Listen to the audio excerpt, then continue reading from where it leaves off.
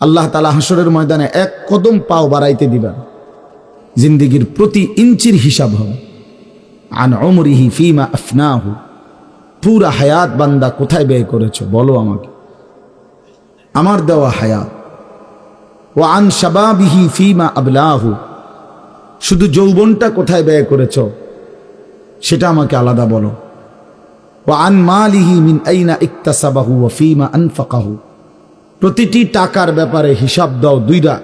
এক, টাকাটা কামাই করছো কেমনে, ব্যয় করেছো কোথায়। ওয়া মাদা আমিলা ফিমা আলিমা, যা যা শিখেছিলা, জেনেছিলে, শুনেছিলে, তা কি পরিমাণ আমল করেছো সেটা বল, সেটা বল। এই জন্য এই বিষয়গুলো জরুরি বাপ। রাসূলুল্লাহ সাল্লাল্লাহু আলাইহি সাল্লাম বলেন, এগুলো উত্তর না দিয়ে কোনো মানব সন্তান হাসরের ময়দানে এক কদম সামনে যাইতে পারবে না, এক কদম সামনে যাইতে। কোরআনুল কারীমের মধ্যে আছে, আল্লাহ তাআলা বলেন, ফাওয়ারাব্বিকা লানাসআলান্নাহুম আজমাইন আম্মা কানু ইয়ামালুন। আল্লাহ তাআলা বলেন, আমার কসম, মানে আল্লাহর কসম, আল্লাহ নিজের কসম করে বললেন, আমি অবশ্যই তোমাদেরকে জিজ্ঞেস করব, অবশ্যই অবশ্যই সকলকে, আজমাইন, সকলকেই আমি আল্লাহ জিজ্ঞেস করব, আম্মা কানু ইয়ামালুন, দুনিয়ার হায়াতে যা তোমরা করেছিলে। এই জন্য আল্লাহ তাআলার আড়াল হওয়ার কোনো সুযোগ নেই, হিসাবের বাইরে আমরা কেউ না। আল্লাহ তাআলা বলেন, সুম্মা লাতুসআলুন্না ইয়াউমা ইদিন আনিন নাঈম। আল্লাহ তাআলা বলেন, ওই বাবা, আরে কি প্লাস্টিকে না, কথা বলো কেন? আল্লাহ তাআলা বলেন, আমার দেয়া প্রতিটি নিয়ামত সম্পর্কে অবশ্যই আমি তোমাদেরকে জিজ্ঞেস করব, প্রতিটা নিয়ামত। হাদিসের মধ্যে আছে, আল্লাহ তাআলা জিজ্ঞেস করবেন, নবী সাল্লাল্লাহু আলাইহি সাল্লাম বলেছেন, আল্লাহ জিজ্ঞেস করবেন, আলাম নসিহ জিসমাক, বান্দা আমি মোট এতদিন তোমার শরীর সুস্থ রাখি নাই, সেইটুকু শুকর কি আদায় করেছ বলো। অনুরভিকা মিনাল মা, আমি কি তোমাকে প্রতিবার তৃষ্ণার্ত অবস্থায় পানি পান করিয়ে তোমার তৃষ্ণা নিবারণ করি নাই? যতবার পানি পান করছো, তো এরপরে আমার কি শুকর আদায় করছো বলো বান্দা। আহা বদনসিব মুসলমান তো আলহামদুলিল্লাহ বলতেও জানেন, পানি পান করে সেরা যে একবার আলহামদুলিল্লাহ বলবে এটুকু তো জানেন, এটুকু তো জানেন। তাইলে এই জন্য বললাম, আমরা কিন্তু প্রত্যেকেই আমাদের হায়াত, ইয়াহিয়ার ওই কথার থেকে আমি বললাম, আমাদেরকে উত্তর দিতে হবে। ওয়াকিফুহুম ইন্নাহুম মাসউলুন। আল্লাহ তাআলা বলেন, হাসরের ময়দানে ফেরেশতাদেরকে বলবেন, আমার বান্দাদেরকে দাঁড় করাও, তাদেরকে এখন জিজ্ঞেস করা হবে একজন একজন করে। ওয়াকুল্লুহুম আতিহি ইয়াউমাল কিয়ামাতি ফারদান। আল্লাহ বলেন, সকলকে আমি আল্লাহর সামনে আসতে হবে একজন একজন। ফারদান অর্থ ওয়াহিদান, একজন একজন আমার সামনে এসে দাঁড়ায়, আমার সামনে তুমি একাকী উত্তর দিবা, কোনো দুভাষী থাকবে না, একাকী উত্তর দিবা। এই জন্য বাপ আমার, এটা জরুরি বিষয়, আমাদের জন্য জরুরি বিষয়। আমরা যেন আমাদের জিন্দেগির কদর করি। ছেলেরা তোমাদেরকেও বলি, ভাই, হায়াত এই শুধু শুধু কাটাইয়ার মধ্যে কোনো ফায়দা না। বুট খাইতে খাইতে নষ্ট করে দিলা জীবন, সামান্য মোবাইলের জন্য জীবন। একটা মোবাইলের আর কতই দাম, 12, 14, 18 হাজার টাকা। তে এই সামান্য টাকার একটা মোবাইল, এর জন্য এত সুন্দর হায়াত শেষ করে দেওয়া, আস্তাগফিরুল্লাহ, এটা ঠিক না। বন্ধুদের আড্ডায় 5 ঘন্টা 6 ঘন্টা জীবন শেষ করে দিলেন। আল্লাহ আমাদেরকে বুঝ দান করেন। এজন্য চলেন, প্রতিটা মাহফিলের বয়ান মনোযোগ দিয়ে শুনবেন, জুমার নামাজের বয়ান মনোযোগ দিয়ে শুনবেন। যখনই ওলামায়ে কেরাম কথা বলে, মনোযোগ দিয়ে শুনলে ধীরে ধীরে পরিবর্তন হয়। মানুষ একদিনে বদলায় না, এটা আমরাও জানি। একদিনে কোনো জুনায়েদ বাগদাদি হয়ে যাবে না, একদিনে কোনো আব্দুল কাদের জিলানি হয়ে যাবেন। ওনারা নিজেরাও একদিনে হয় নাই, তা আপনি হইবেন কেন? বুঝেন নাই? জুনায়েদ বাগদাদি এত বড় আল্লাহর ওলি হয়েছে একদিনে, তো বাইজিদ বুস্তামি এত বড় আল্লাহর ওলি হয়েছে একদিনে, তো আপনি হবেন কেন? কাজে এইটা কোনো কথা না। কিন্তু শুনতে থাকলে, গুরুত্ব দিলে, আন্তরিকতা দিয়ে শুনলে, একদিন আল্লাহ তাআলা বদলে দেয়। পরিবর্তন নসিব হয়। এই পৃথিবীতে অগণিত মানুষ যারা জালেম ছিল, নাফরমান ছিল, পাপী ছিল, হাজারো অন্যায়ের মধ্যে ডুবা ছিল, এমন মানুষও আল্লাহর দয়ায় কোনো একদিন রাত গভীরে, কোনো একদিন দিনের আলোতে, কোনো সামান্য কথায়, কোনো সামান্য ঘটনায় জিন্দেগি বদলায় ফেলছে। পিছনের জীবন থেকে তাওবা করে নতুন জীবন গ্রহণ করছে। আল্লাহ পাককে রাজি খুশি করে জামানার আউলিয়া হয়ে গেছে। এরকম বহু ঘটনা আছে, বহু ঘটনা। এই জন্য আমরা ইনশাআল্লাহ মনোযোগ দিয়ে আল্লাহর কথা, আমার বয়ান না শুধু, সমস্ত আলেমদের বয়ান মনোযোগ দিয়ে শুনবেন। বলেন ইনশাআল্লাহ। কোরআন সুন্নাহর কথা মনোযোগ দিয়েই শুনবেন, দেখবেন বরকত হবে।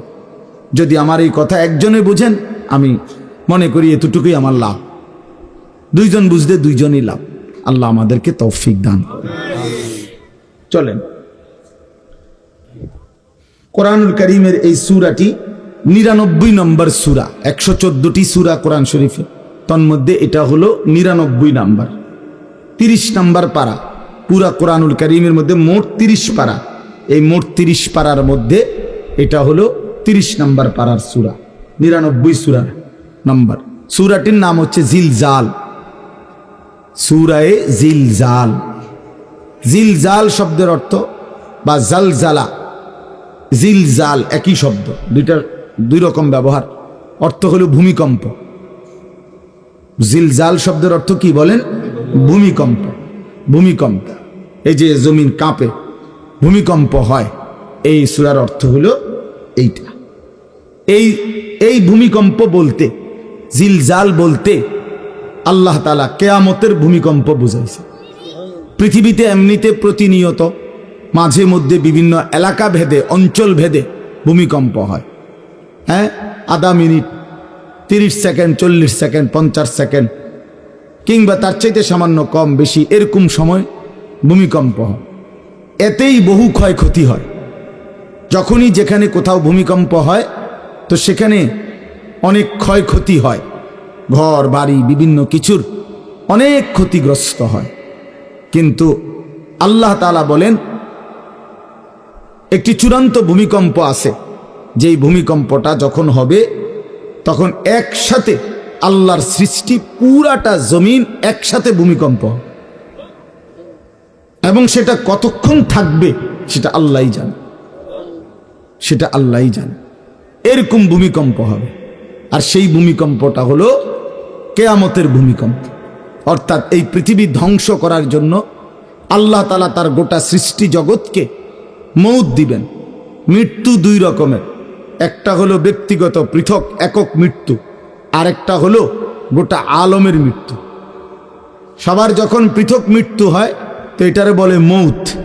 আর গোটা পৃথিবীর যখন আল্লাহর সৃষ্টি সবটার যখন একসাথে মৃত্যু হবে সেটারে কয় কিয়ামত। সেটাই কিয়ামত, ওইটাও একটা মৃত্যু। আসমানের মৌত হবে, জমিনের মৌত হবে, সূর্য চন্দ্র গ্রহ নক্ষত্রের মৃত্যু হবে, অর্থাৎ সব কিছু শেষ হবে। তো এই যে কিয়ামত, এটা আমাদের ঈমানের অংশ, এটা হবেই হবে, এটা হবেই হবে। আখিরাত, কিয়ামত, এই পৃথিবী একদিন ধ্বংস হবে, শেষ হবে, এটা কোরআনুল কারীমের অসংখ্য আয়াতে আল্লাহ তাআলা বলছেন, বারবার বলছেন, বারবার, যে বান্দা যত সুন্দরী তোমার কাছে লাগে দুনিয়া, যত আকর্ষণীয় মনে হয় না কেন দুনিয়া, একে তো তুমিও থাকবে না, একে তো দুনিয়া নিজেই থাকবে। দুটোটা মনে রাখবে, না তুমি থাকবে স্থায়ী, না দুনিয়া থাকবে স্থায়ী, কোনোটাই না। তুমিও মৃত্যুবরণ করবা, একদিন দুনিয়ারও মৃত্যু হয়ে যাবে, দুনিয়ারও মৃত্যু হয়ে যাবে।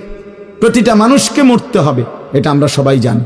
কুল্লু নাফসিন যায়িকাতুল মাউত, সমস্ত আত্মা, সমস্ত প্রাণ, আল্লাহ তাআলা বলেন মৃত্যুর স্বাদ গ্রহণ করুন, মৃত্যুর স্বাদ গ্রহণ। কুল ইন্নাল মাউতাল্লাযী তাফিরুনা মিনহু ফাইন্নাহু মুলাকীকুম, আল্লাহ তাআলা বলেন হে নবী আপনি বলে দেন, ও দুনিয়াবাসী, মৃত্যু থেকে তোমরা যেখানেই পলায়ন করো না কেন, মৃত্যু তোমাদের সাথে সেখানে গিয়েই নিজেই মোলাকাত করবে, সাক্ষাৎ করবে। তুমি ডাকতে হবে না, মৃত্যু নিজেই আসে, মৃত্যু নিজেই আসে।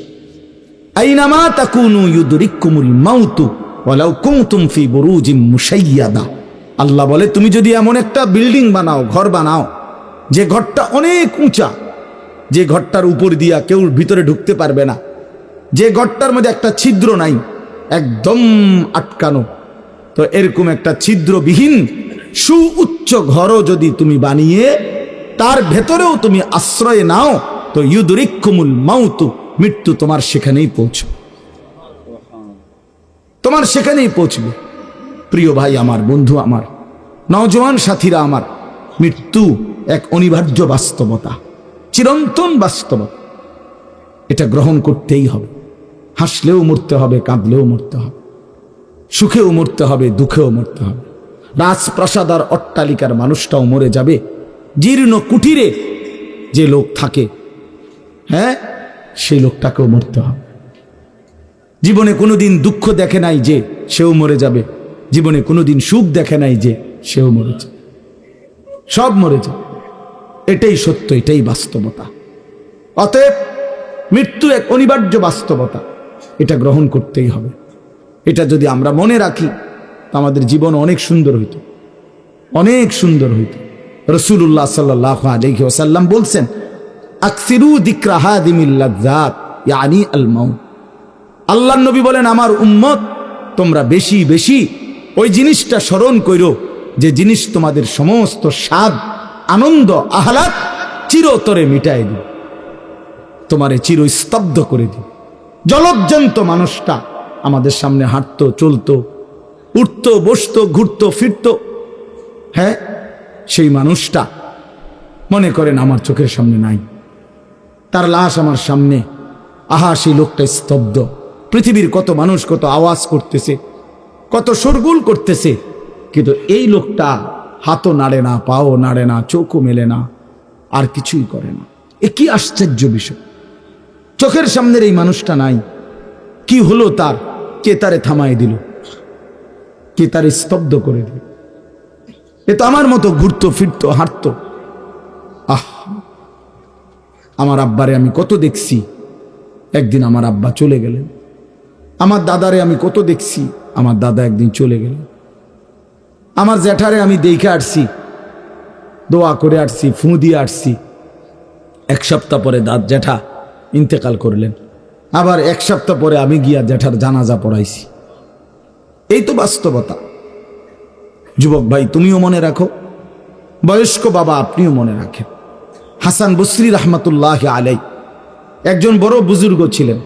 উনি বলতেন, তিনি যখন কোনো যুবককে দেখতেন আর বয়স্ক দেখতেন, তো তিনি যুবকদেরকে বলতেন, ইয়া মা'শারাশ শাবাব ইন্না যারআ কাদ তুদরিকুহুল আহাতু ক্বাবলা আন ইয়াবলুগা।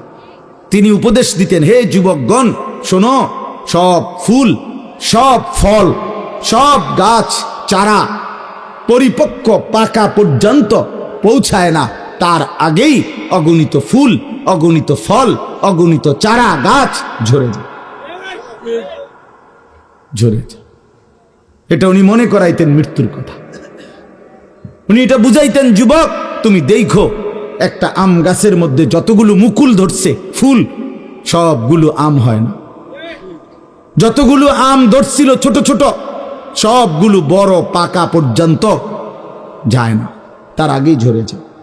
ঝরেই যায় বেশি, থাইকা যায় অল্প।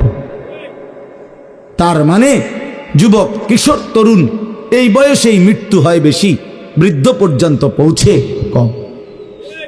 পুরা বাড়িতে অনেক সময় এমন হয়, একজনও বয়স্ক লোক নাই, একজনও নাই।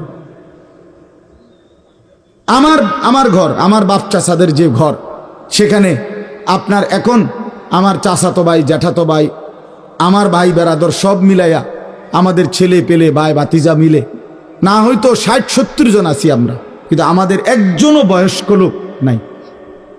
আমার দাদাও নাই, দাদিও নাই, জ্যাঠাও নাই, চাচাও নাই, আমার আব্বাও নাই, কেউ নেই। তাইলে কেন এমন হলো?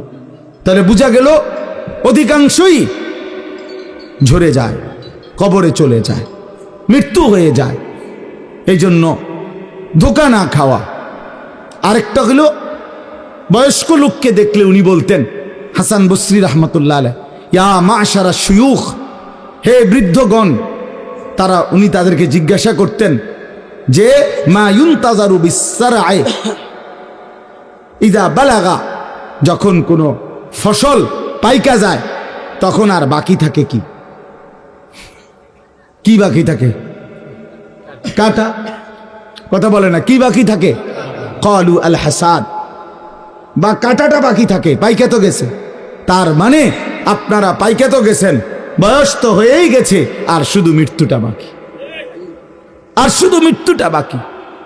তাইলে যুবককে বলতেন তুমি ভেবো না তুমি বৃদ্ধ হবা, কারণ অসংখ্য ফুল তো আগেই ঝরে যায়, অসংখ্য ফল তো আগেই ঝরে যায়, অসংখ্য গাছ তো আগেই ঝরে যায়। আবার বৃদ্ধকে বলতেন যে আপনার তো আর কিছুই বাকি নাই, আপনি তো পাইকেই গেছেন, এখন শুধু কাটা, কবর, মৃত্যু ছাড়া আর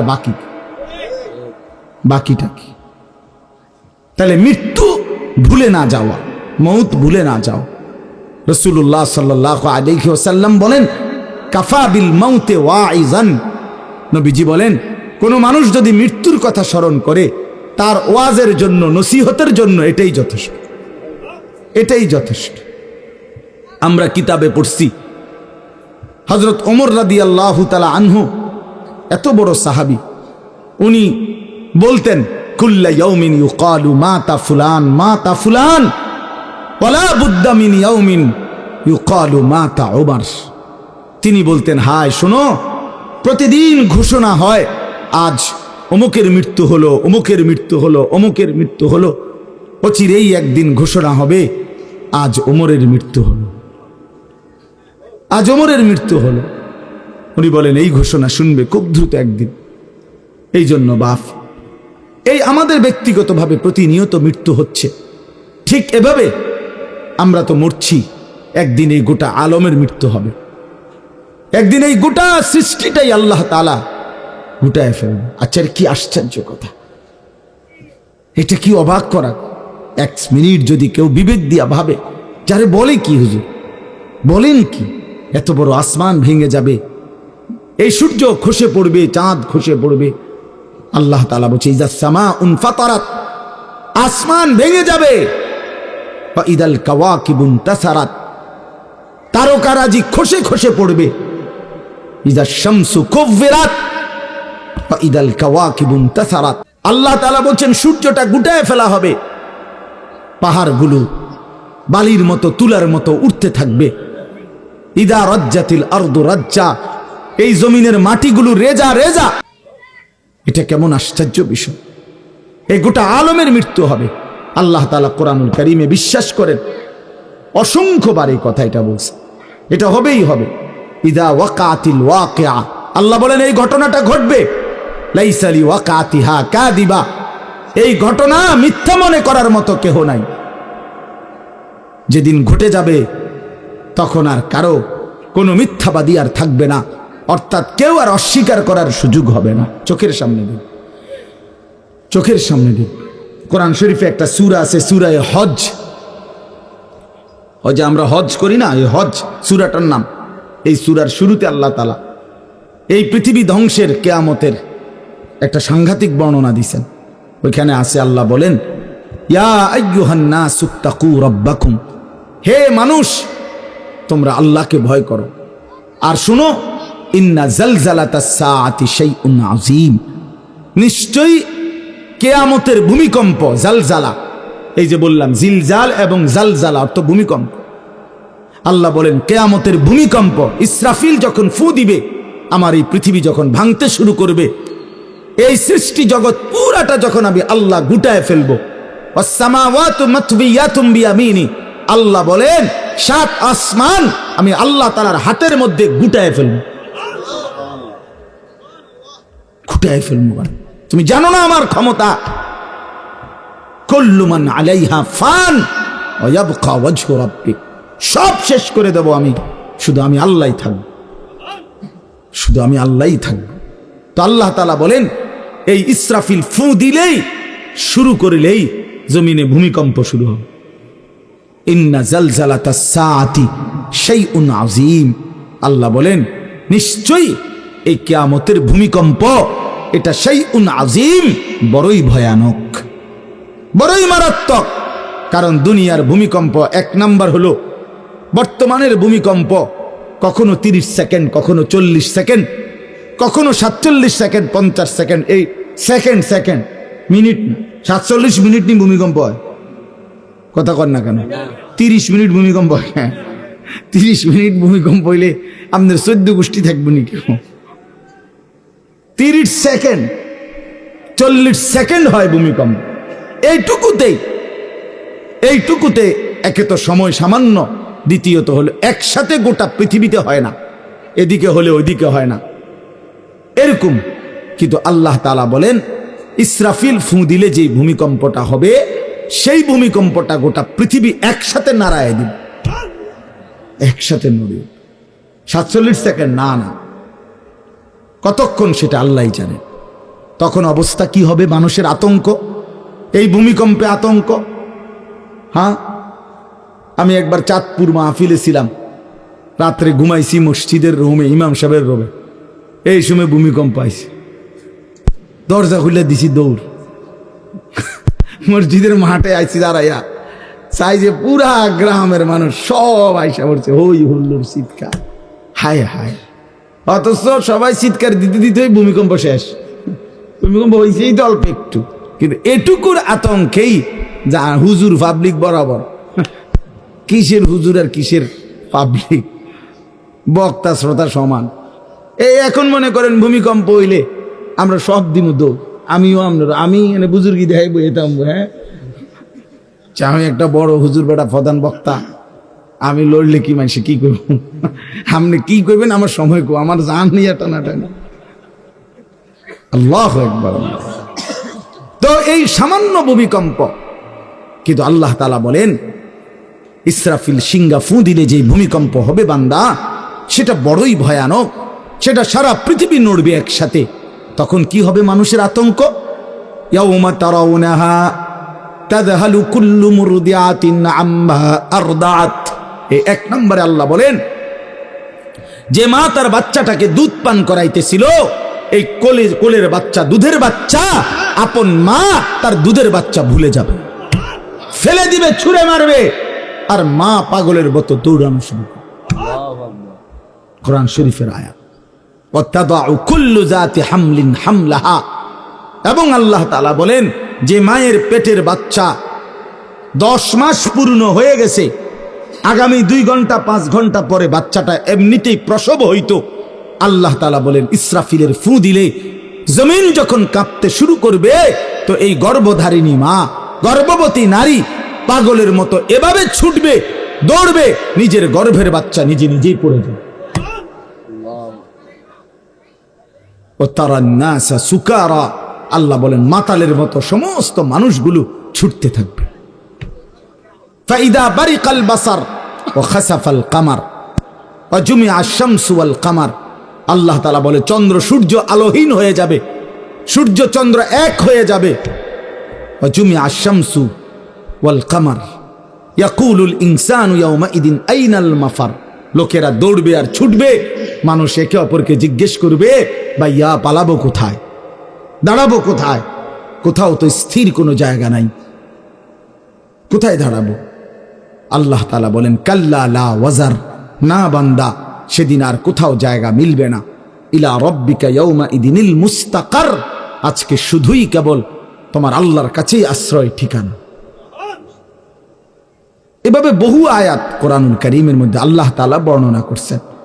আমার ভাই, তো এই ইসরাফিলের ফু দিলে গোটা আলমের মৃত্যু হবে, ভূমিকম্প শুরু হবে। তো এই ভূমিকম্প কেন হবে? এই কাঁপতে কাঁপতে সমস্ত কিছু ভাঙ্গা একসাথে, এই সব কিছু আল্লাহর সৃষ্টি, সমস্ত কিছুই জমিনের তলদেশে চলে যাবে। জমিন তখন খালি ফাঁকা, জমিনে তখন কিচ্ছু নাই, কিচ্ছু নেই, একটা সুতা মাটির উপরে থাকবে। এই প্রথমবার ইসরাফিল ফু দিলে সমস্ত কায়নাত, ইনসান, জিন, আল্লাহর সমস্ত সৃষ্টি, মাখলুকাত সব জমিনের তলদেশে চলে যায়। মানুষও, জিনও, অর্থ সম্পদ, স্বর্ণ রৌপ্য, মণি মুক্তা, হীরা জহরত, সব সব সব একটা কাগজের অস্তিত্ব, সব কিছু, গোটা জমিন ফাঁকা। এভাবে কতদিন আল্লাহই জানে, কতদিন আল্লাহই জানে। হ্যাঁ মা ভাই, এরপরে একটা নির্দিষ্ট সময় পরে আবার আল্লাহ তাআলা ইসরাফিলকে জীবিত করবেন, করে আবার আল্লাহ তাআলা দ্বিতীয়বারের মতো ফু দিতে বলবেন। এই দুই ফুঁয়ের মাঝখানে কতদিন? নবী সাল্লাল্লাহু আলাইহি সাল্লামের এক হাদিসের মধ্যে বলছে 40। সাহাবীরা ব্যাখ্যা করছেন, মুহাদ্দিসিন, সেই 40টা হতে পারে 40,000 বছর। 40,000। এই জন্য বাপ একটা কথা হলো, সর্বশেষ যেই লোকটা কবরে যাবে, শেষ যেই ব্যক্তি মরবে পৃথিবীতে, হতে পারে তাকেও শুধু কবরেই থাকতে হবে 40,000 বছর। 40,000 বছর, এরপরে তো আখিরাত। এই 40,000 বছর যদি কবরে আযাব হয়, 40,000 বছর যদি কবরে আযাব হয় ভাই, তখন কি হবে? এবার ভেবে দেখেন, এখন যারা কবরে যাচ্ছে, হ্যাঁ, নূহ আলাইহিস সালামের জামানায় যারা মারা গেছে, ইব্রাহিম আলাইহিস সালামের জামানায় যারা মারা গেছে, নবীজি সাল্লাল্লাহু আলাইহি সাল্লাম তো 1,500 বছর আগে ইন্তেকাল করছেন, 1450 বছর আগে। তো ওই সময়ে যারা মারা গেছে তারা কবরে পড়ে আছে আজকে 1,500 বছর, 1,500 বছর, 1500 বছর। তাহলে নূহ আলাইহিস সালামের জাতি কত বছর থেকে পড়ে আছে? কোথায় নূহ নবী, কোথায় আমাদের নবী? কত ব্যবধান! এই জন্য বাপ, শুধুমাত্র কবরের বিষয়টাই তো সাংঘাতিক, আখিরাত তো পরের কথা। শেষ ব্যক্তিটাও যদি কবরে থাকতে হয় 40,000 বছর, তো এখনকার মানুষগুলো আছে কত কাল ধরে। তো এই যার কবরে আযাব হচ্ছে, আহা বাপ, সে কি পরিমাণ কষ্ট পাচ্ছে ভাইবা দেখেন। কবরবাসীদের রুহের মাগফিরাত, আরে ভাইয়া একবার চোখ বন্ধ করে 1 সেকেন্ড ভাবেন, আজ আমরা যাদের রুহের মাগফিরাত কামনা করলাম, এই 20 বছরের ব্যবধানে, 30 বছরের ব্যবধানে, 10 বছরের ব্যবধানে, 50 বছরের ব্যবধানে, আবার এর পরের লোকেরা আমাদের রুহের মাগফিরাত কামনা করে। এটা কি পরিমাণ বাস্তবতা, কি পরিমাণ বাস্তবতা! এটাকে অস্বীকার করার, না বুঝার কিছুই নাই, মৃত্যুকে না বুঝার কিছুই নেই। কারণ এত বেশি জলজ্জান্ত আল্লাহ তাআলা এটা আমাদের সামনে দেখাইছেন, এত মানুষের মৃত্যু আল্লাহ আমাদের সামনে দেখাইছেন, এটাকে অস্বীকার করার, না বুঝার কিছুই নেই, কিছুই নাই। তো চলেন, এরপরে আল্লাহ তাআলা ইসরাফিলকে আবার জীবিত করবেন। জীবিত করে আল্লাহ তাআলা ইসরাফিল আলাইহিস সালামকে বলবেন, ইসরাফিল আবার তুমি সিংহায় ফু দাও। এইবার যখন সিংহায় ফু দিবে, তখন ইসরাফিল আলাইহিস সালামের এই দ্বিতীয় ফুতে আবার ভূমিকম্প শুরু। আবার কি শুরু হবে? ও মাঝখানে ভাই, ওই ছেলে অপদার্থ, কথা বলো না, হাসাহাসি করো না, কারো কথা বাকি থাকলে, দুষ্টামি বাকি থাকলে উঠে চলে যাও, বাহিরে আলাদা জায়গা আছে। গাফেল সন্তান কোনো কিছুতেই যাকে কোনো আসর করে না। আহা, আপনারা জানেন না, আপনাদের এক এক ছেলের অবস্থা হলো কলিজাটা পাথর হয়ে গেছে, কোনো কিছুই তার কলিজা নাড়ায় না। এত শক্ত জানোয়ার যে খোদার 365 দিনে কোনো দিন ফজরের নামাজ পড়ে না, একদিনও না। মানুষের বাচ্চা এত বড় জানোয়ার হয় কেন? আরে তুই কোন মানুষের বাচ্চা? তুই কোন মার দুধ খাইলি? নাফরমান, কেমনে মানুষ হইলি? এটা কি ধরনের মানুষ? একদিনও নামাজ পড়ে। ছি ছি ছি ছি ছি, মুসলমানের বাচ্চা এত বড় জানোয়ার হয় কেমনে? কোনো দিন নামাজ পড়ে না, 6 মাসে 9 মাসে কোনো দিন বলতে পারবে না নাফরমান কোনো দিন 5 ওয়াক্ত নামাজ পড়ছে কিনা। হায় হায়, এত বড় অসভ্য! মায়ের সন্তান হয় কেমনে? বাবার সন্তান হয় কেমনে? চিন্তা কর, কোনো কিছুই। ছেলে পেলেদের হালাত হলে এই পরিমাণ লাগাম ছাড়া কিসের মা কিসের বাবা, কে তার মা, কে তার বাপ, কে কি তার ধর্ম, তার আল্লাহ কে, তার রসুল কে, তারে বানাইছে কে, আসছে কোত্থেকে, কেন আসছে, কি করতেছে, কি করছে, কিচ্ছুর খবর নেই, কিচ্ছুর খবর। আসে, হাঁটে, বুট খায়, বন খায়, মোবাইল টিপে, খাড়াইয়া মতে, বইয়া মতে, বন্ধু বান্ধবদের সাথে আড্ডা দেয়, মেয়ের পিছনে ঘোরে, অসভ্য অশ্লীল কথাবার্তা বলে। এটা কি একটা জিন্দিগি হলো মিয়া? ভেবে দেখেন। ওফ, কোন সুস্থ স্বাভাবিক মানুষ এমন হয়? বলো ভাইয়া, বলো। রাগ করো না বাপ, কে তোমা করে মনে করাই দিবে? কেউ মনে করায় না। হা, বাবা আমারও ফিকির শেষ, শুধু টাকা রোজগারের ফিকির। দেশে থাইকা পারো, নইলে বিদেশ গিয়া পারো, কোনো না কোনো ভাবে পয়সা রোজগার করো। টাকা রোজগার করলে মা বাপ খুশি, টাকা রোজগার না করলে না অখুশি, খালাস। এরপরে ইমান আছে কিনা, ইসলাম আছে কিনা, নামাজ আছে কিনা, কোরআন আছে কিনা, আল্লাহ চিনে কিনা, হালাল হারাম কিনা, জায়েজ না জায়েজ না, এত কিছু আমার দরকার। ফুতেরে জিগায়ও না যে ফুত কামাই যে করতেছ, কি হালাল কামাই করো না হারাম, না এত কিছুর দরকার কি? টাকা দিতেছে, খাইতেছে, ঘুমাইতেছে, বিল্ডিং করতে আসে, জমি কিনতে আসে, আফেল মালটা খাইতেছে। এক ছেলে আমারে নিজে বলছে, আমি সবার ব্যাপারে বলি না, এক ছেলে আমারে নিজে বলছে, হুজুর আমি একটা দেশের নাম বলছে, যেই দেশে আমার কর্মটা ছিল, চলে আসছে ওই দেশ থেকে। আমার বলছে, হুজুর আমার কর্মটা হলো এই, মদের বার, মদের হোটেলে নারী পুরুষ উলঙ্গ জিনা ব্যভিচার করে, আমার দায়িত্ব শুধু পাশে দাঁড়িয়ে মদের বোতল নিয়ে দাঁড়ায় থাকা, যতবার তারা চায় অতবার তাদেরকে মদ গ্লাসে ঢেলে দেওয়া, তাদের হাতে তুলে দেওয়া। এর বিনিময়ে আমার মাসে বেতন 2 লাখ টাকা। মুসলমান, মুসলমান, মুসলমানের সন্তান, বাংলাদেশের সন্তান।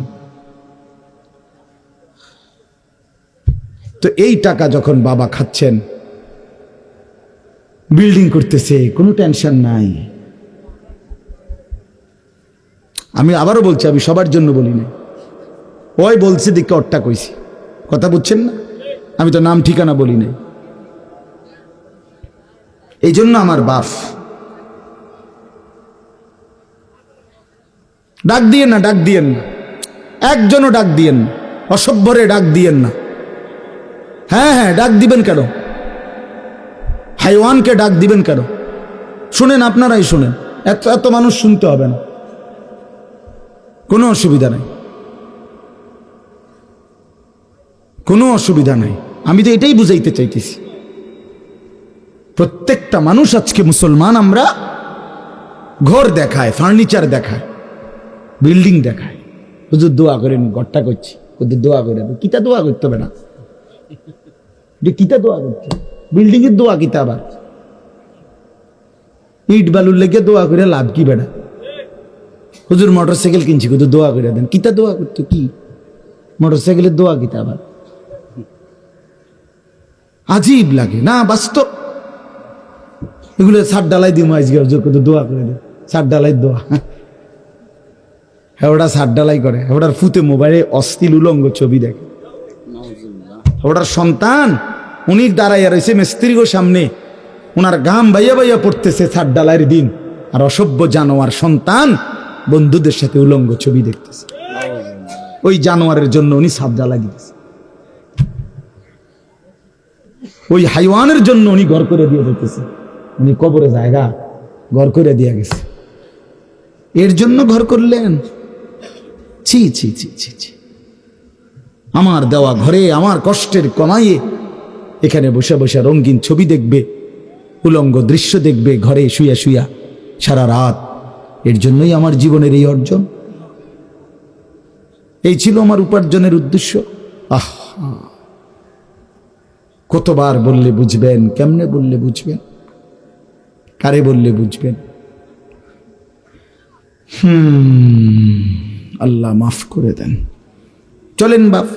তো বলতেছিলাম আল্লাহ তাআলা ইসরাফিল আলাইহিস সালামকে বলবেন আবার ফু দাও।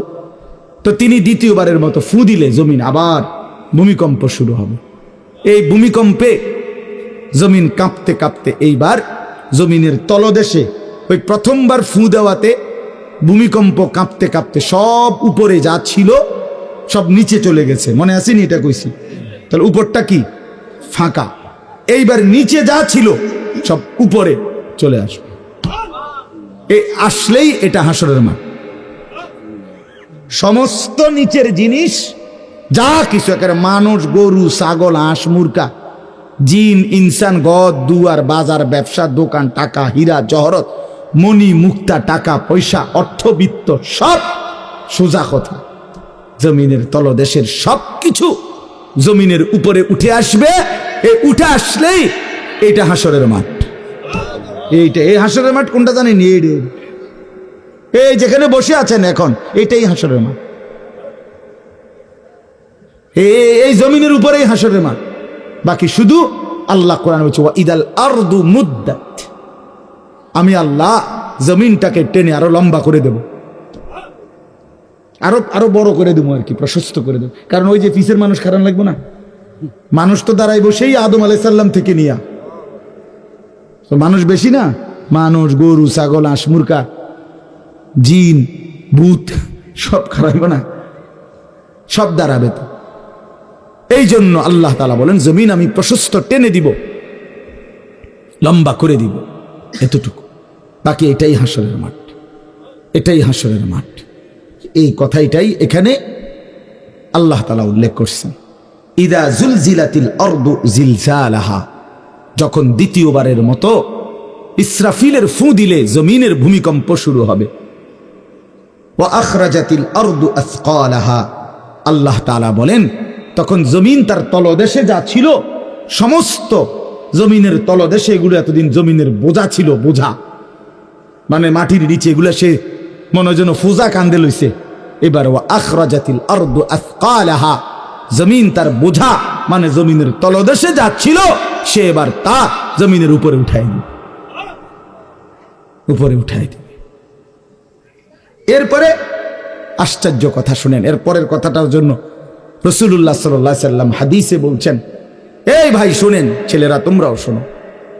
নবী সাল্লাল্লাহু আলাইহি সাল্লাম বলেন এই জমিনের তলদেশ থেকে যখন সবকিছু উপরে উঠে আসবে তখন অর্থ সম্পদ, হীরা জহরত, মণি মুক্তা, স্বর্ণ রৌপ্য এগুলো স্তূপ আকারে উঠে আসবে জমিনের উপরে, মানে হাসরের মাঠে।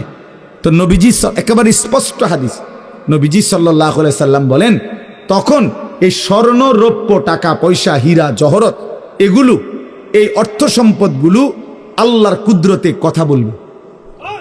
স্বর্ণের টুকরা কথা বলবে, কথা বলবে, রৌপ্যের টুকরা কথা বলবে, এগুলো কথা বলবে। কথা কি বলবে? এগুলো তখন ওই নাফরমান মানুষগুলোকে ডাক দিবে, ডাক দিবে, আইয়ুহাস সারিক, হে চোর, এদিকে এই সম্পদের জন্য চুরি করেছিলে, আজ যা দরকার নেও। আইয়ুহাল কাতি, হে ডাকাত, এদিকে এদিকে আসো, এই সম্পদের জন্য ডাকাতি করছিলা, আজ নেও। হে আত্মীয়তার, আইয়ুহাল কাতি, আত্মীয়তার সম্পর্ক ছিন্নকারী ব্যক্তি, আসো। এই জন্য ভাইয়ের সাথে যুদ্ধ করছো, বোনের সম্পদ নষ্ট করছো, চাচারে সম্পত্তি দাও নাই, এই জন্য, এই দুনিয়ার জন্য নেও, এখন নাও, এখন যা লাগে নাও। এইভাবে প্রত্যেক নাফরমান পাপীকে, হে হারামখোর, সুদ করে দিগা, এখানে টাকা যা লাগে নে, নে বাটপার, এখান থেকে টাকা নে, কি পরিমাণ টাকা দরকার ছিল তোর, নে। এইভাবে রাসূলুল্লাহ সাল্লাল্লাহু আলাইহি সাল্লাম বলেন দুনিয়ার এই সম্পদগুলো কথা বলবে আর ডাকবে। ডাকলে মানুষ, আচ্ছা এটা তখন কেরম লিখবো? কথা বোঝেন নাই? এটি যখন কথা বলবে, ডাকাডাকি করবে, মানুষ কি বলবে?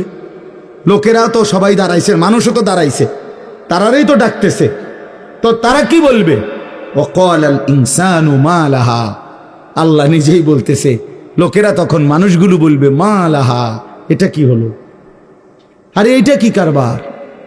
এগুলো কথা বলে কেমনে? এগুলো কি কয়? এরা আমারে চিনলো কেমনে? আমি যে সিটার, আমি বাটফারে চিন্না লাইলো ইন্নারিল্লাহ। একেবারে পুরা ধরা অনবিচার আচার কিছুই শুরু হয়েছে না, এখনই বেজ্জুতি, বাকিটা তো অবস্থা খারাপ। মানে অর্থাৎ মানুষগুলো অবাক হয়ে বলবে মা আলাহা, কি হলো জমিনে, কি হলো এগুলোর, এরা এমন করছে কেন, এরা কথা বলছে কেন? আল্লাহ বলেন ইয়াউমাইদিন তুহাদ্দিসু আখবারাহা। আল্লাহ তাআলা বলেন বান্দা হে কি দেখছো হবে, এই মাত্র দেখলা স্বর্ণ রৌপ্য টাকা পয়সা কথা বলে, এখন না দেখবা আসল খেলাটা।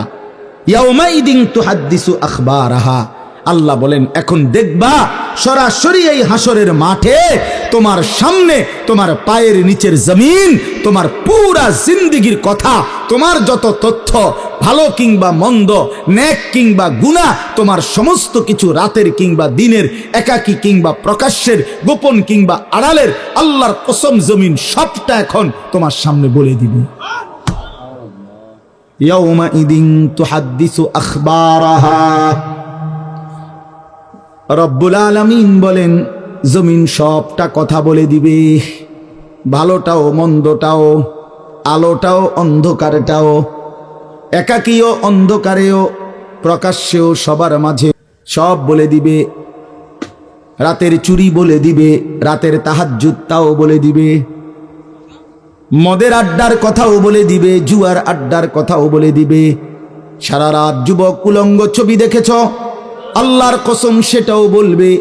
যে যুবক মালিকের সেজদা দিয়েছে সেটাও বলবে।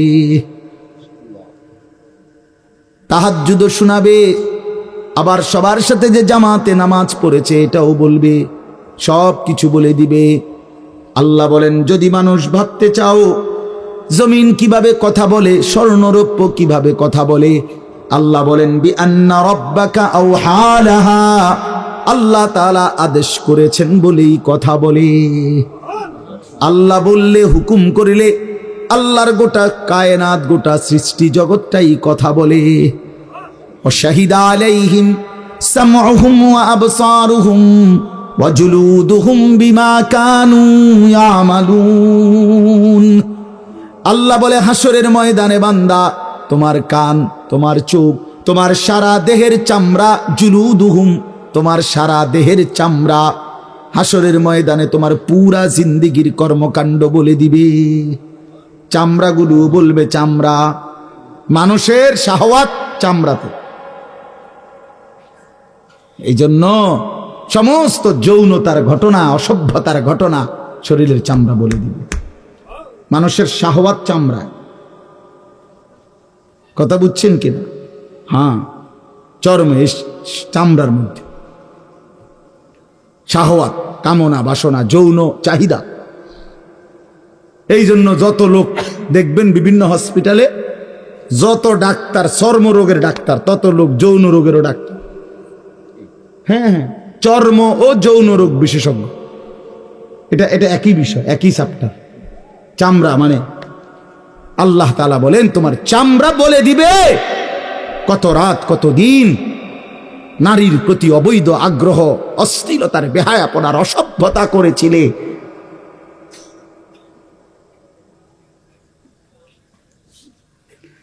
হায় হায়, বিআন্না রাব্বাকা আওহা লাহা। আল্লাহ বলেন আমি আল্লাহ হুকুম করেছি বলে কথা বলল। এই জন্য আল্লাহ হুকুম করিলে চামড়াও কথা বলে, কানেও কথা বলে। এখন কি কানে কথা বলে? কিন্তু সেদিন বলবে।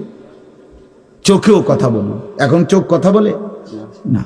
মানে সব কিছুর জবান খুলবে, সব কিছুর। আপনারা বলেন আমরা তো মনে করি জিহ্বায় কথা বলে না, জিহ্বায় কথা বলে না, আল্লাহর হুকুম হইলে কথা বলে। নাহলে যে লোক বোবা তারও তো জিহ্বা আছে, আছে না? তো সে কথা বলে না।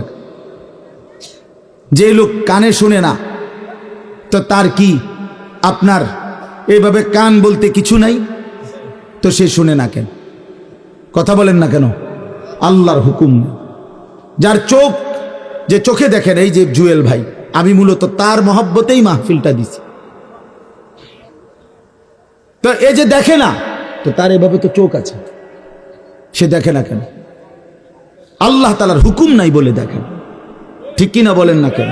মজার বিষয় হলো রাসূলুল্লাহ সাল্লাল্লাহু আলাইহি সাল্লাম হাদিসে স্পষ্ট বলেছেন, বিশ্বাস করেন, একেবারে বিশুদ্ধ হাদিস। আল্লাহ তাআলা তার দুইটা চোখ নিয়ে গেছে। নবীজি বলছেন, সে যদি সবর করে আল্লাহর হুকুমের উপরে চলতে পারে, রাসূলুল্লাহ সাল্লাল্লাহু আলাইহি সাল্লাম বলেন, আল্লাহ তাআলা তাকে এই দুইটা চোখ নিয়ে যাওয়ার কারণে, অন্ধ বানানোর কারণে সে যে সবর করলো, আল্লাহ রসুল বলছেন আল্লাহ তাআলা নিশ্চিত তাকে জান্নাত দান করবে। এই জন্য তুমি ভাই সবর করো। মালিকের এই দুনিয়া দেখতে পারলা না তো অপেক্ষা করো, একদিন জান্নাত দেখবা, জান্নাতের হুর দেখবা, তো আরো মজা হবে যে আমি প্রথমেই জান্নাতই দেখলাম, জান্নাতই দেখলাম। যা মালিক, দুনিয়া দেখলাম না তোমার, তুমি আমারে জান্নাত দেখাই। আল্লাহ তৌফিক দান করেন। ইয়াউমাইদিন ইয়াসদুরুন নাসু আশতাতাল লিয়ুরাউ আমালাহুম, আল্লাহ বলেন তখন দলে দলে ফেরেশতারা মানুষগুলোকে লাইনবদ্ধ সারিবদ্ধ করে দলে দলে বানাবে। লোকেরা পরস্পর, প্রত্যেকটা মানুষকে ফেরেশতারা আলাদা আলাদা গ্রুপ বানিয়ে দেবে হাসরের ময়দানে। তখন প্রত্যেকে এই গ্রুপে গ্রুপে দলে দলে লিয়ুরাউ আমালাহুম, নিজেদের আমল নামা, নিজেদের আমল দেখবার জন্য সামনে এগিয়ে যাবে। অর্থাৎ প্রত্যেককে তার আমল নামা দেখবার জন্য, দেওয়ার জন্য নির্দিষ্ট জায়গায় নিয়ে আসবে। নেওয়ার পরে সেখানে প্রত্যেকের ফাইল, প্রত্যেকের খাতা আমল নামা তার হাতে তুলে দেওয়া হবে। দিলেই সে দেখবে। আল্লাহ বলতেছেন, ফামান ইয়ামাল মিসকালা যাররাতিন খায়রান ইয়ারা, এক বিন্দু, এক অণু পরিমাণ, পরমাণু পরিমাণ, সামান্য থেকে সামান্য পরিমাণও নেকি, কল্যাণ, তাও তুমি দেখতে পাবা। ওমান ইয়ামাল মিসকালা যাররাতিন শাররান ইয়ারা, বিন্দু থেকে বিন্দু মন্দ যা করেছিলে তাও তুমি দেখতে পাবে। এক জাররা, মূলত জাররা বলে তাফসীরের মধ্যে লিখছে লা ওয়াজনা লাহু লা জিনাতা লাহা, যেটার কোনো ওজন হয় না, এত সামান্য, এত সামান্য, ওজন নাই, মানে 100 গ্রামও না, 10 গ্রামও না, 1 গ্রামও না, আধা গ্রামও না, এত সামান্য, এটা কোনো ওজন নাই, ওজন নাই, ওজন আসে না আর কি, ওজনে হয় না, এরে বলে জাররা।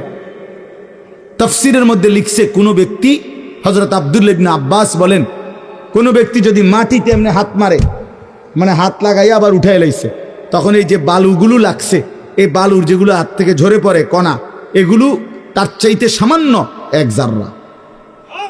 আমার উস্তাদ বলছিলেন ছাত্র জীবনে আমাদেরকে, যে মানুষ যে কাপড় ধুইয়া চিপে, কাপড় এমনি চিপ্পা রৌদ্র দেয় না, মানে চিপ্পাই তো ফানি ফেলায়, তো কাপড় চিপ্পা সাইরা মানুষের একটা স্বভাব হইল রৌদ্র দেওয়ার আগে এটার একটা ঝাড়া মারে, লুঙ্গিটারে একটা আগে কি মারে, ঝাড়া দিয়া এরপরে দেয়। এই যে লুঙ্গিটা ঝাড়া দিলে যে ছোট্ট ছোট্ট পানির ফোঁটা ছিটকাইয়া পড়ে, এই ফোঁটা, এগুলো পিচ্ছি পিচ্ছি, এগুলো এগুলো এক একটা জাররা, অথবা তার চাইতে ছোট। এটার ওজন আসবে না, এটা 1 গ্রামও হবে না, আধা গ্রামও হবে না। এই সামান্য ভালোটাও তুমি দেখবা, মন্দটাও দেখবা। কেমনে আড়াল করবেন ভাই? নিজেকে আড়াল করবেন কেমনে বাপ?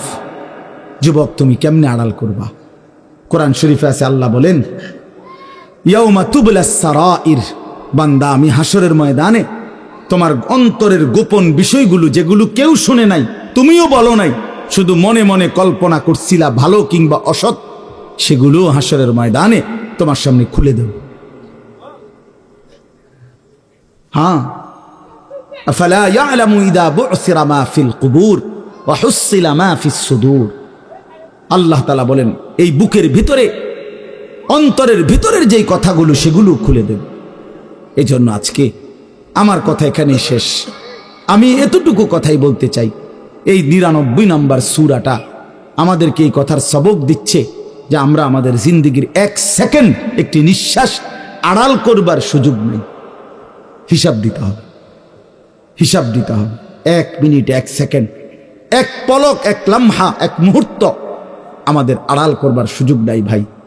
ভালোটার প্রতিদানও নিতে হবে, মন্দটারও প্রতিদান নিতে হবে। তাইলে কেন জীবন নষ্ট করব? কেন হায়াত নষ্ট করব? আমার অনুরোধ রইল, যতগুলো যুবক ছেলে আছো ভাই, তোমাদের কাছে অনুরোধ, মাওলানা কথা বলবে, এরপরে আরো একটু বয়ান হলে এরপরে দোয়া হবে, কিন্তু আমার মাঝখান দিয়ে এই কথাটাই আমি অনুরোধ করে বললাম, প্রত্যেকেই দয়া করে আল্লাহর ওয়াস্তে নিজের জীবনের কদর করো ভাই। আমার এটাই শেষ কথা। যুবক ছেলেরা, তুমি আমার সাথে এখন যাইবা না, আমিও তোমার সাথে যাব না। এই দুনিয়াও যেমন আমি আলাদা চলে যাচ্ছি, আপনারাও আলাদা চলে যাবেন, কিন্তু বাস্তব কথা হইল আমি আপনি প্রত্যেকে আলাদা আলাদা কবরে আখেরাতে আল্লাহর সামনে মুখোমুখি হইতে হবে। এই জন্য হাত জোর করে অনুরোধ করছি ভাই, নিজেরে নষ্ট করো না।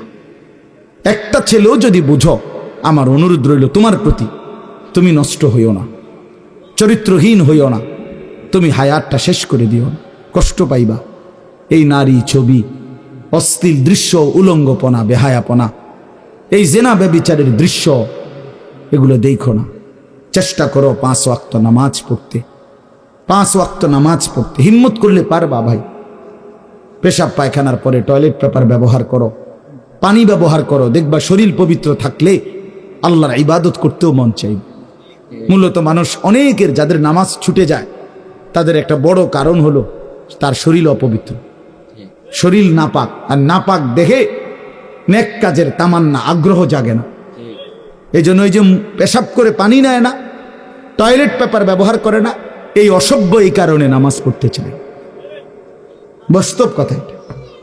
এর তখন আর হায়া লজ্জা থাকে না। এই জন্য সবাই মিলে ইনশাআল্লাহ নামাজ পড়ে নিজেদের স্ত্রী, কন্যা, বোনকে পর্দা পশিদায় রাখতে চেষ্টা করেন। যে মেয়েটার পর্দা নাই, যে মহিলার পর্দা নাই, বিশ্বাস করেন যে তার নিজের ইজ্জত, নিজের কদর, নিজের সতীত্ব, নিজের পর্দার কদর বোঝে না। এটা কোনো নারী না, এটা কোনো মহিলা না, এটা প্লাস্টিক জাতীয় কিছু হইতে পারে। এটা এক ধরনের প্লাস্টিক, এটা এক ধরনের অসভ্য। যে নারী বেপর্দা, যেই মেয়ে দুশ্চরিত্র, যেই মেয়ে চরিত্রহীন, যেই মেয়ে বেহায়ার মতো চলে, সে শুধু নিজের ক্ষতি করে না, সে একটি সমাজ নষ্ট করে, একটি মহল্লা শেষ করে দেয়। এই আগুন সারা মহল্লায় জ্বালায়া দেয়, তার রূপের যৌবনের আগুন জ্বালায়া অসংখ্য যুবকের জিন্দেগি নষ্ট করে দেয়। এই জন্য ওই জানোয়ার মনে রাখতে হবে, ওই অসভ্য নারী যতগুলো ছেলে তাকে দেখে অবৈধ কামনা বাসনা করছিল, এই সমস্ত যুবকের সমপরিমাণ গুনাহ ওই অসভ্য মেয়ে, ওই নর্তকী, ওই ব্যভিচারিণী নারী, তাকে ভোগ করতে হবে। এত সোজা না। এই জন্য বাবাদেরকে বলি, ছেলেদের দিকে কদর করেন, মেয়ের দিকে নজর দেন, স্ত্রীর দিকে নজর দেন। ওই খাট পালং দেখাইয়েন না, বিল্ডিং উল্ডিং দেখাইয়েন না, ইতান দেখাইয়া লাভ নাই। হুইতে লাইলে সবারই ঘুমাইয়া লায়, পরিশ্রম করে ঘুমাইলে এত কিছু লাগে না। কত মানুষ আছে এরকম যারা ফাওড়াও দোয় না, জুতাই নাই, বেটা ফাও দিব কি দিয়া বেটা। হ্যাঁ, সময় কই, এতটা ক্লান্ত থাকে যে শুইলেই কি এসে পড়ে ঘুম আইসা। আল্লাহ আমাদের সবাইকে কদর করার তৌফিক দান করেন। আজকের এই মাহফিলকে আল্লাহ তাআলা ভরপুর বরকত দান করেন। আল্লাহ তাআলা আপনাদের সবাইকে কবুল আর মনসুর করেন। আমরা সবাই বসেন, মনোযোগ দিয়ে শুনেন, ইনশাআল্লাহ আল্লাহ তাআলা আপনাদেরকে উত্তমভাবে বিনিময় দান করেন। আমিন। সুবহানাল্লাহি।